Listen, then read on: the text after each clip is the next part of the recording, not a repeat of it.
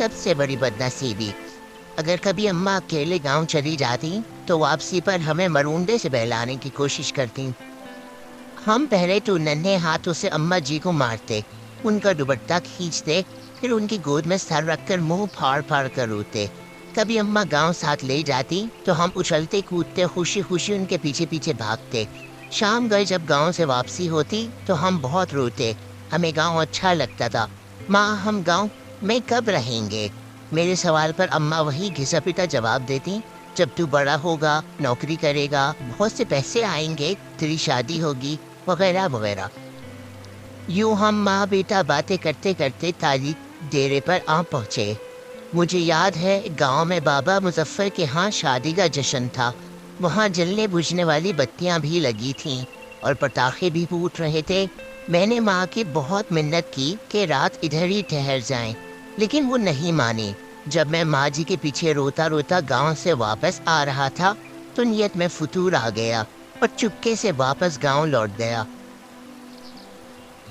شام کا وقت تھا، ماں کو بہت دیر بعد میری گمشدگی کا اندازہ ہوا۔ وہ پاگلوں کی طرح رات کے اندھیرے میں کھیتوں میں آوازیں لگاتی اور ڈیرے سے لے کر گاؤں تک ہر کونے میں لالٹین لٹکا کر جھانکتی رہی۔ رات گئے جب میں شادی والے گھر سے بازیاب ہوا تو وہ شیرنی کی طرح مجھ پر حملہ ور ہوئیں۔ اس رات اگر گاؤں کی عورتیں مجھے نہ بچاتی تو اماں مجھے مار ہی ڈالتی۔ ایک بار ابو جی اپنے پیر صاحب کو ملنے سرگودا گئے ہوئے تھے۔ میں اس وقت 6-7 سال کا تھا۔ مجھے شدید بخار ہو گیا۔ اماں جی نے مجھے گرم چادر میں لپیٹ کر کندھے پر اٹھایا اور کھیتوں سے گزرتی 3 کلومیٹر دور گاؤں کے اڈے پر ڈاکٹر کو دکھانے لے گئیں۔ واپسی پر ایک کھالے کو پھیلانگتے ہوئے وہ کھیت میں گر گئیں، لیکن مجھے بچا لیا۔ انہیں شاید گھٹنے پر چوٹ آئی۔ ان کے منہ سے میرے لیے حسبی اللہ نکلا۔ یہ واقعہ میری زندگی کی سب سے پرانی یادداشتوں میں سے ایک ہے۔ یقیناً وہ بڑی ہمت والی خاتون تھی اور آخری سانس تک محنت مشقت کی چکی پیستی رہیں۔ پھر جانے کب میں بڑا ہو گیا اور اماں سے بہت دور چلا گیا۔ سال بھر بعد جب گھر آتا تو ماں گلے لگا کر خوب روتی، لیکن میں سب کے سامنے ہنستا رہتا۔ پھر رات کو جب سب سو جاتے تو چپکے سے ماں کے ساتھ جا کر لیٹ جاتا اور اس کی چادر میں منہ چھپا کر خوب روتا۔ ماں کھیت میں چارہ کاٹتی اور بہت بھاری پن سر پر اٹھا کر ٹوکے کے سامنے آ چھینکتی۔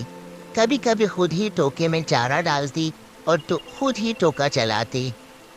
جب میں گھر ہوتا تو دن بھر ان کا ہاتھ بٹاتا۔ جب میں ٹوکا چلاتے چلاتے تھک جاتا تو وہ سرگوشی میں پوچھتی، بات کروں تمہاری فلاں گھر میں؟ وہ جانتی تھیں کہ میں پیدائشی عاشق ہوں اور ایسی باتوں سے میری بیٹری فل چارج ہو جاتی ہے۔ پھر ہم نے گاؤں میں گھر بنا لیا اور ماں نے اپنی پسند سے میری شادی کر دی۔ میں فیملی لے کر شہر چلا آیا اور ماں نے گاؤں میں اپنی الگ دنیا بسا دی۔ وہ میرے پہلے بیٹے کی پیدائش پر شہر بھی آئیں۔ میں نے انہیں سمندر کی سیر بھی کرائی۔ کلفٹن کے ساحل پر چائے پیتے ہوئے انہوں نے کہا، اس سمندر سے تو ہمارے ڈیرے کا چھپر زیادہ خوبصورت لگتا ہے۔ ماں بیمار ہوئی تو میں چھٹی پر ہی تھا۔ انہیں کئی دن تک بسکو پان کھلا کر سمجھاتا رہا کہ معمولی پیٹ کا درد ہے، جلد افاقہ ہو جائے گا۔ پھر درد بڑھا تو شہر کے بڑے ہسپتال لے گیا، جہاں ڈاکٹر نے بتایا کہ جگر کا کینسر آخری سٹیج پر ہے۔ خون کی فوری ضرورت محسوس ہوئی تو میں خود بلڈ بینک بیڈ پر جا لیٹا۔ ماں کو پتہ چلا تو اس نے دکھ سے دیکھ کر اتنا کہا، کیوں دیا خون؟ خرید لاتا کہیں سے، پاگل کہیں کا۔ میں بمشکل اتنا کہہ سکا، ماں خون کی چند بوندوں سے تو وہ قرض بھی ادا نہیں ہو سکتا جو آپ مجھے اٹھا کر گاؤں ڈاکٹر کے پاس لے کر گئی تھیں اور واپسی پر کھالا پھیلانگتے ہوئے گر گئی تھیں۔ وہ کھلکھلا کر ہنسی تو میں نے کہا، اماں مجھے معاف کر دینا، میں تیری خدمت نہ کر سکا۔ میرا خیال ہے کہ میں نے شاید ہی اپنی ماں کی خدمت کی ہوگی، وقت ہی نہیں ملا۔ لیکن وہ بہت فراخ دل تھیں۔